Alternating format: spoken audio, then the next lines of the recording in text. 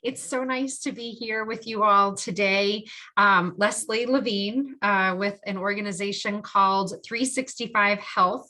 I've been with 365 for about 7 months now. You all will know us as 9 Health Fair. We've done health fairs all over Colorado for over 42 years, and just recently went through a very fun name change that more so reflects what we do now, which is health fairs and the healthcare option that I'll talk to you about that really gives people access to preventive health and medical care 365 days a year. But first, a little bit about me. So I have a really long history in chronic disease prevention and food insecurity. My role prior to joining 365 Health was with Cooking Matters, and I was overseeing the child care professionals training. And that was for about 3 years, mostly during COVID.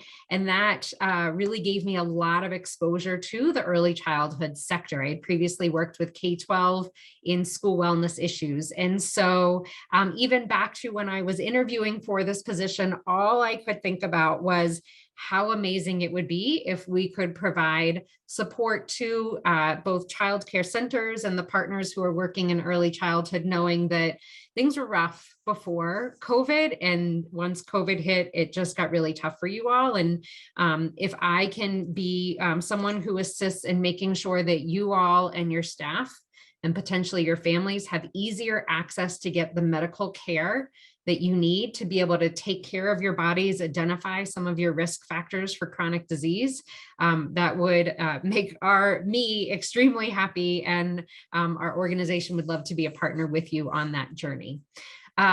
So this is, I'm channeling my Cooking Matters days and giving you all a little bit of an opportunity to chat. If you can share with me, what are some of the barriers and challenges that you face, that some of your staff face when they're trying to access healthcare? And obviously the first one came up on the screen already. So feel free to unmute. I don't think I'll be able to see your chats, but I would love to hear from you all.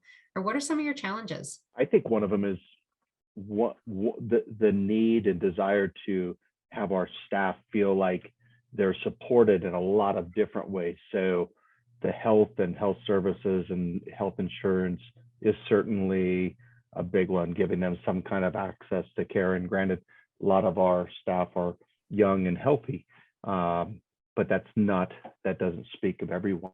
So certainly something near and dear to our hearts for sure. I think being able to offer healthcare to our staff makes a big difference, especially when we find those seasoned teachers, the ones that aren't young and green to the field, who really make a difference for the quality at our center and desperately need that healthcare. Absolutely. I will share that what we find from our health fairs is pretty much everyone who comes through who has a blood screening has at least one measure of health that is out of range. So there is that perception that young people are really healthy, but we know, especially as is the case with diabetes, that people are pre-diabetic or getting type 2 diabetes earlier and earlier. So it's so important that we help them identify their risks for chronic disease. Some of the things that I typically hear when I'm talking to those in early childhood, obviously really long work days. So people have talked about already, those out-of-pocket expenses can be really expensive, whether you have health insurance or you don't. For some folks, it's the time that it takes to arrange transportation. Maybe it's arranging childcare.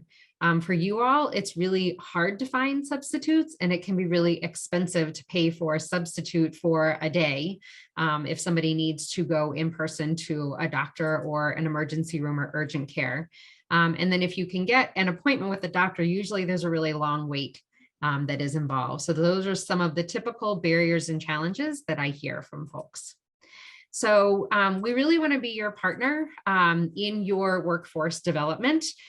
So we know, you all are saying it is expensive already for health insurance, and we are hearing that for 2023, the insurance premiums are going to go even higher. I will never say to somebody to not do health insurance. So if you can get health insurance, if you can afford to provide health insurance for your staff, please do that. But we know it's just going to get more and more expensive, and it is just keeping a lot of individuals and employers out of being able to offer that to their staff. We also know that there are a lot of job openings. I see on one of the early childhood Facebook pages that people are always asking, what are you doing to be able to increase your employee satisfaction, and how are you finding new staff? Because we know there's a lot of job openings and not nearly as enough people seeking those jobs. What I'm going to share with you is a healthcare option that we've created. We want to help you increase employee satisfaction, show your employees in some way that you do care about their health and their health is important to you. We want you to be able to retain the great staff that you have, to decrease unnecessary sick time. So to clarify that a little bit, we want people to feel like they can take time off to seek the medical care that they need. But if they can get that healthcare issue taken care of outside of their work hours, that will help you decrease that unnecessary sick time. And then if this is something that you can use as an incentive to differentiate yourself from others, whether in early childhood or other different jobs that are out there in your community, if this can differentiate you and help you get the most qualified staff, that would be beneficial as well. So we are working with employers who either have a lot of part-time staff or you're just not able to offer benefits. So again, this will be something that is just a little bit more affordable than health insurance. So what is this thing that we're talking about? So we call it Health in Hand. And there's 3 different elements to this program. So when folks go to our health fair, the most popular health screening includes 28 measures of health. It's looking at things like I said, diabetes prevention, but also heart health, kidney function, liver function, things like that. It gives a really nice overview of what's going on with your health at that point in time. So you can go to a health fair, or you can go to a Quest Patient Service Center. There's one in Grand Junction and there's one in Montrose to get that blood screening done. We also build on the trust that we have in the community from doing those health fairs for so long, and we're a reliable source for health information. So we've got information on our website, and we send a monthly email that just gives people a variety of information about health topics. And then lastly is something that we call text first on-demand telehealth. So I will let you all talk again. Has anyone used on-demand telehealth before? Do you know what that is? Well, here at Wishes and Dreams, we have telehealth for just our early Head Start teachers because it's done through Early Learning Ventures, but not our other half of our staff. Yes, I can't remember who it is that they use. Maybe it's Teladoc, but yes, I do know that they do make on-demand telehealth available to early Head Start staff. So the idea of on-demand telehealth is that they're doctors. They're available 24/7, 365 days a year, but they're not necessarily your doctors. And so we selected a company called CirrusMD. They are a national company, so you can access their services anywhere in the United States. They're emergency room doctors, primary care physicians, and psychiatrists. And you start with an app with texting. You can elevate to phone and video calls, and they can pretty much cover any primary care concern that you would go to see someone in person. So they can do, so physical concerns like disease management, diabetes or asthma, women's health questions and concerns, things like rashes or stomach aches, backaches, sore throats, things like that, where you don't necessarily have to have somebody touch you. They can also do behavioral health concerns, so insomnia, anxiety, stress, things I'm sure that no one in the early childhood sector ever experiences. I think everybody does. And so they can provide support on that as well. So I kind of like to tell the story about how our 3 components of Health in Hand work together by talking about Maria here. And so today, Maria is a child care provider. She is new in the field. She's very stressed, right? She's anxious because she wants to do a really good job. This is her first job in a child care center. So she's got high anxiety, but she also has heart disease in her family. And so she can pick up the app at 5 a.m. before she starts her workday, and she can chat with a doctor. She can text with the doctor to let her know what's going on. And the doctor might want to do an assessment to see how high her anxiety is. And they can talk about whether they want to try some behavioral methods first, some deep breathing, some things that she can do, some journaling to help her control her anxiety, or do they want to look at some medication? These doctors can prescribe except for controlled substances. And Maria can go back to that app as often as she wants. There are never any copays. We were really intentional about that because we want people to use this service both for preventive health questions, such as, can I get the COVID vaccine the same time that I get my flu shot? Or, specific medical concerns. So making it unlimited is really important to have that happen. So Maria knows that it's really important for her to get that blood screening done so she can see where she falls with her cholesterol, triglycerides, because those are some of those risk factors for heart disease. So once she gets that blood screening done, she'll get a report like this for each of those 28 measures of health. And she can really easily upload that to the telehealth app. So she can have as many conversations as she wants with the doctors about what she was seeing in her blood screening report. And then lastly, we call it know-how. That's that really valuable health information. She can go to the website. She can do this heart disease risk calculator. She can read blog posts and watch videos.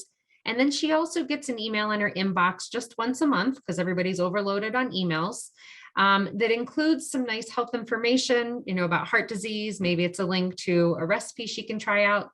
But it also includes some questions that you can ask the telehealth doctors, because if you haven't used on-demand telehealth, you might think, well, I'm not sick. I don't need to talk to a doctor. But if we include those prompts like, flu vaccine and COVID vaccine at the same time, is that okay? Cold season is coming up. What are some of the medicines that I should have in my medicine cabinet so I'm ready? What should I take for a sore throat? What should I have for a sniffly nose? Do those, little nasal strips that you put over your nose, the breathe right strips, do they really work? So you can ask questions like that. We give you some prompts to really get you thinking about how the different ways that you can use the telehealth service. I want to clarify that this is a service that is available to people of all languages. So CirrusMD partners with an interpretation company that provides interpreters for over 250 languages. And if you're a Spanish speaker, they also have a service that is texting with live translation, which some of the 365 Health staff have used and said it's a really nice service, both the interpreters and the live translation.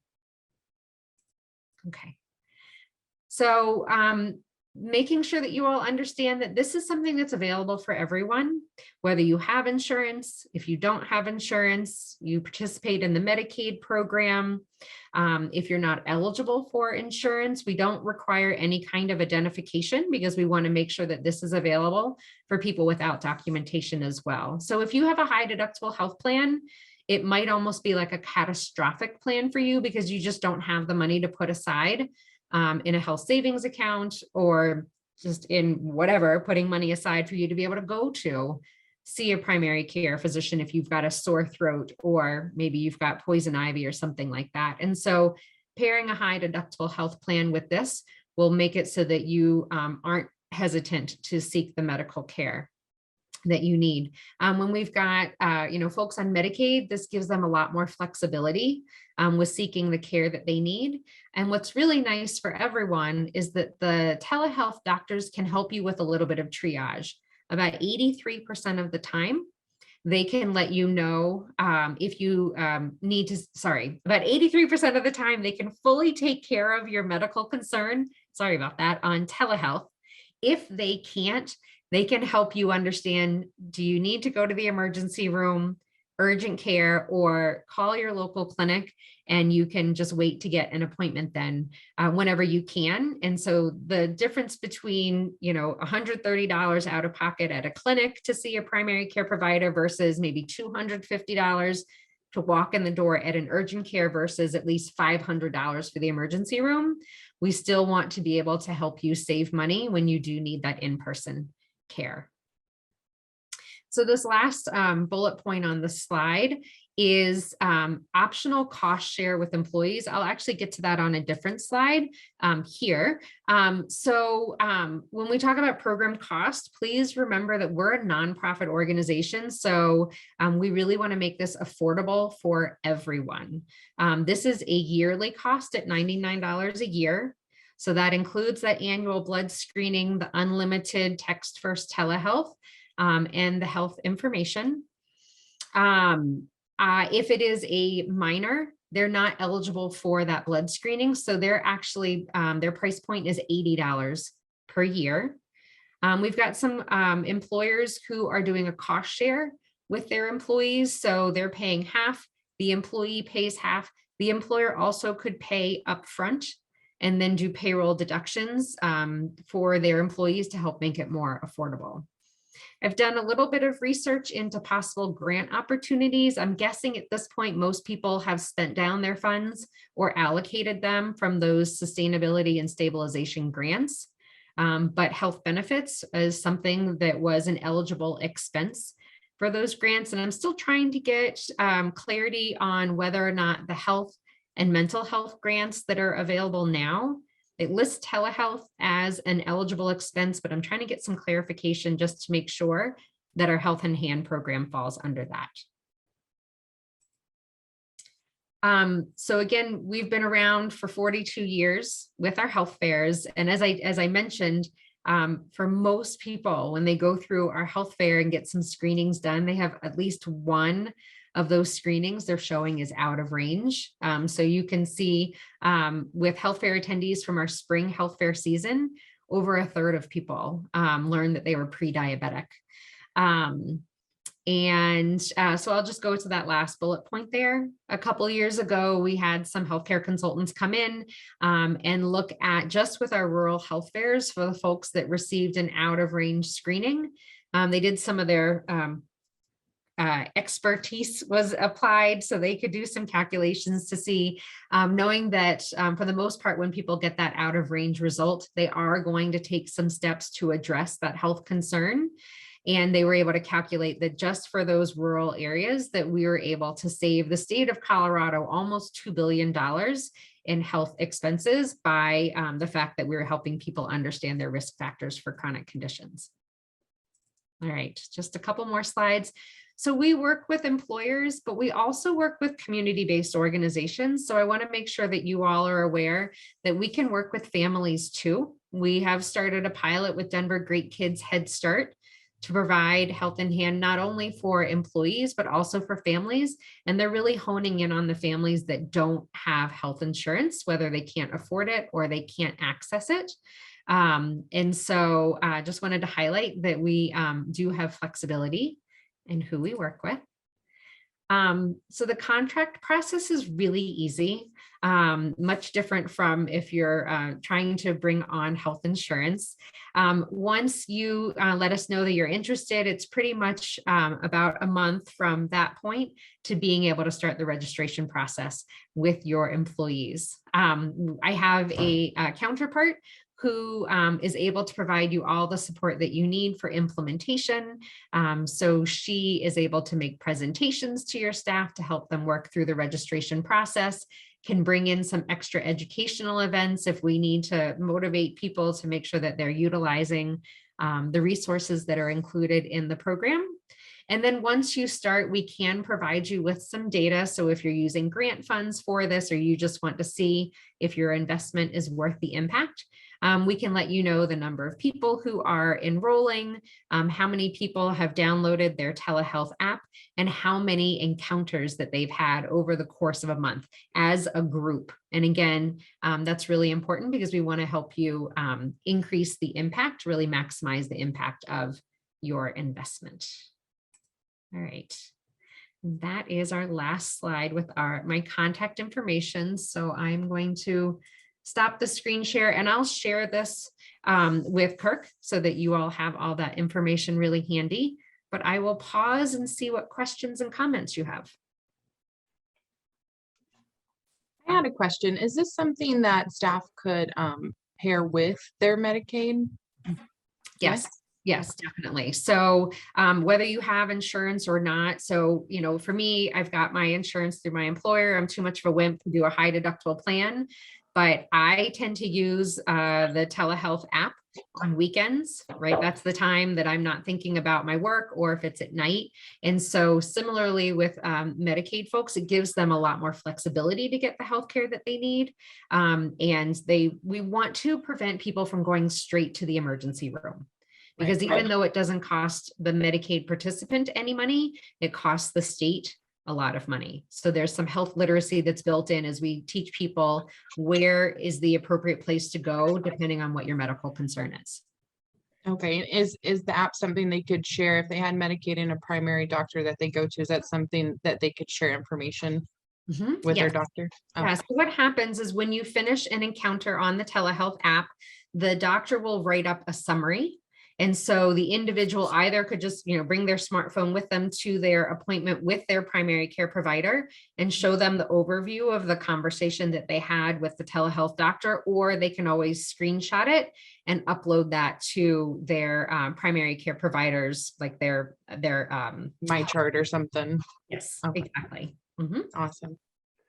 Corinne, you were talking about how you offer Appleton to all of your employees. And last night when I was visiting with Leslie, kind of getting an idea of where this fit, in my mind, I saw this as like the least expensive entry point for staff, right?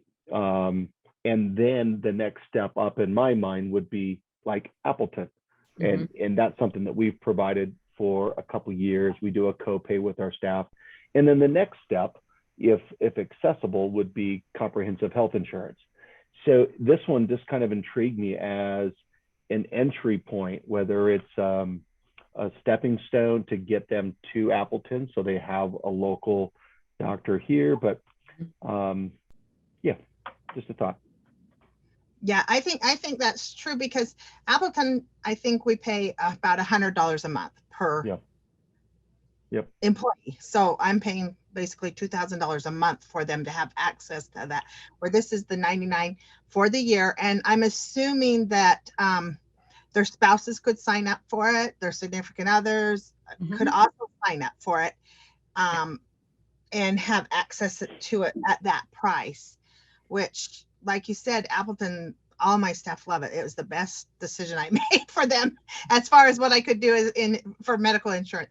But yeah, this is, like Kurt said, this is a great onboarding thing to where they can have access on the weekends, in the evenings, on the holidays, be able to really call on, Christmas Eve and it's like, hey, I have a 103 fever. I don't know why. These are my symptoms.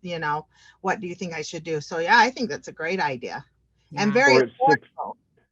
Or at 6:30 in the morning when they have an 8 o'clock shift, right? Yeah, they can pick it up and, I've got a kid with 101. Can they go to childcare? Can I go to work that day? And it can be, a 5-minute encounter with the doctor, or if you want a 30-minute, they can give you that as well. So there's no time limitations, and the doctors aren't paid based on how many visits they have during their shift. They just get, paid their wage. So they're not rushing you through your questions. So that brings up a question. If with Appleton, the children come with it, I pay, then they can have the 4 children. So with this, if my staff pay the yearly fee, but their question is about one of their kids, is this acceptable? Because like I said, that's kind of all included in the Appleton package. I pay for the staff, and the kids are tied up in there. That their spouses or significant others have to pay separately, but my staff and all their kids are paid for through that. Right. What so about it is different. So each individual in the household does need to have their own membership. So it is on the radar to do some kind of a family bundle, because it can get expensive if you've got 4 kids. And what I like to say is, when we know we're working with a population where price will be an issue, then we go after grants. so that we can provide it for free. So our partnership with Denver Great Kids Head Start, we have a grant from Quest Diagnostics, who is our lab processing partner. They have given us some grant funds to provide the telehealth only piece for those Head Start families. So that's just one example of a grant that we have, so we can have conversations about if this is something that you want for your families. We can have some conversation of, can we go after some grant funds to help provide that if they won't be able to afford it. Leslie, you mentioned that you have someone that can present to staff. Is there a video presentation that is available to us that we can simply make that video presentation or introductory available to staff, or post on our Facebook page for our families to know, hey, I could have access through 365 Health, and here's what this is kind of about? Yeah, so we have a really brief, like 2.5-minute overview video. We could always so Jennifer's my colleague. We could have her do a much more comprehensive overview of what is included in the Health in Hand program, go more into depth about the blood screening, the know-how, that health information, and she can really get into the nuts and bolts of what is included with the telehealth. So we always could bring her in for a more in-depth conversation, record it and post it. But for now, we've got the video that's just the brief overview of Health in Hands. And then we also have videos that show, for English and Spanish, how to register. So someone is doing a screen share to make it really easy for people who just want to follow along as they go through the registration process on our website. So that's what we have right now. Okay, so Leslie, on this, can we get Jennifer's information, contact information? And then is there a minimum amount of people that, or maximum number of people that have to sign up for your center to get that? Yes. So the rate is the same no matter. So an individual could go to the 365health.org website and sign up today. For employers, so that's who I work with, we ask that you have at least 10 memberships. And the benefit of having a contract with us is then you have access to Jennifer to help you plan out your registration process and to check in with over the program year to see what other collateral do you need to really drive up participation and utilization. And then you also get access to that monthly data. And so whether it is you're using your operational budget to pay for it, and you want to see if it's something that's been beneficial that you want to reinvest in for another year, or if you're using grant funds and you'll need that for your grant reporting. So you have access to that utilization data. So when you're talking about your membership, would that include your staff and the families that are within your center? Because they come and go. I'm sorry, I just got to get all this clear in my mind. Yeah, no, these are great questions. So the 10 memberships that are the minimum threshold is for staff. And then we know that some staff, whether you cover it or the staff covers it, they'll add dependents on there, but it's the 10 individual employees that's needed for that contract. And it can go from 10 to 100, whatever it would be. It's just, but to make it worthwhile for your time and for ours, to have at least 10 people in the contract. If you've got less than 10 staff who are interested, then it's easy to just go to the website. We can still share that registration video and just have folks sign up through the website, and you could provide the corporate credit card or something like that. Just put my contact information if you want to set up another meeting with me to talk about if a contract or if this program is right for your staff. There's my email as well. So just for like a little bit of clarity, because I'm a little confused, and I did have someone walk through, so I might have missed something, so I apologize if I'm repeating, but so if you have, the staff members that you currently have and you enroll them as an employer, you're paying for this as a benefit to them. Is that split up across the year, the monthly payments, or is it when you first initially sign on with your staff members? Yes, that's a great question. So we don't have the ability to do monthly payment, like a monthly payment plan or quarterly payments. We can either invoice you up front for all of the memberships that you want to purchase. So people who have grants and they're trying to spend down those grant funds, that's what they have selected. But we also can invoice you monthly based on the people who register. So unlike insurance, you don't have to register within a specific open enrollment period. So you've got new people who join, someone decides 3 months later, oh, what am I thinking? I've been hearing from my colleagues, I want to add this on. So we can do monthly invoices like that. I also do want to point out that if you were to provide this for someone and they leave your childcare center, they take the membership with them. So we can't do refunds or prorate if someone, after 3 months has moved on. And Dusty, I know, I'm trying to remember what the other part of your question was. So you could do a payment, like a payroll deduction, if you need to do like a payment plan with your employees. Okay. So they would take it with them regardless of if they stay or go. Okay. And then we're not billed per space. Like I wouldn't say, okay, 24 staff members is what I have, so you bill me for 24. It would more be like anybody who signs up is what we're actually billed for. They actually have to sign up and commit to it and all of that fun stuff. Yes, so you can do it that way, which is what most people do. So as people are signing up, we just give you the invoices. You'll see the list of names of people who've registered, and then you can submit payment. And again, I think it really is if people have a grant that they just want to pay for everything up front. That's where I'm seeing that people are selecting that option.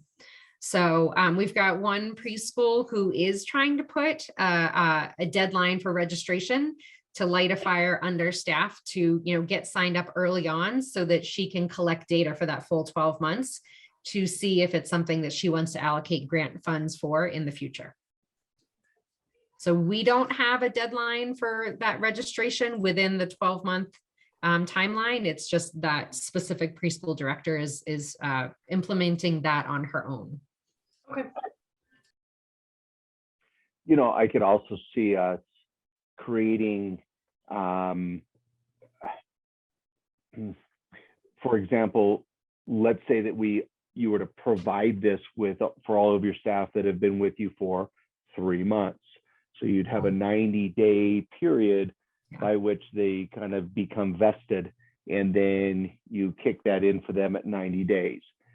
So that you're not having to spend that on new hires with the risk of them not making it beyond, 30 days or what have you. With that being in mind, let's say you hired somebody today and they saw this benefit available in 90 days paid for by the employer, and possibly you could give them an option to pay for it upfront, out of their check, out of their first paycheck in full. And then they have a $99, bonus at 90 days to pay them back if they've made it through that 90 days. So you could really structure this so that you protect yourself a little bit from high turnover staff that don't work yet. If we put this into place today, all of my staff, for example, that have been with me for 90 days, they've made it through that question period in my mind, and then we could kick that in. So just kind of maybe customize this or put some parameters that works for you and your program. So I have one more question. Sure. If you have part-time aides that are under the age of 18 and you want to go ahead and pay for that for them, would we need parental permission? There's a good question. That's the first time I've gotten that one. So that would be a little bit tricky, because the way that it works, when you register, you have to have your adult who signs up for the primary account, and then they add the dependents under their account. And so, if I had a 10-year-old and I had a question about my 10-year-old's health, I would open up my app, I would select their account under the app and start having conversations with the doctor. So I don't know if that would be feasible. It would need to be the parent who creates the account and then adds the child to it. So that one might not work out. Okay. So Kirk, I'll PDF that slide deck and send it your way along with the that YouTube video. And then people can just reach out as you have more questions. Thank you, Leslie. That was lots of great information, and her information is in the chat. So if you're viewing this online and you're not with us today, make sure you reach out, go to 365 Health and learn more. So thanks for being with us today, Leslie. All right. Have a great day. We'll talk to you soon. All right. Bye. Bye now.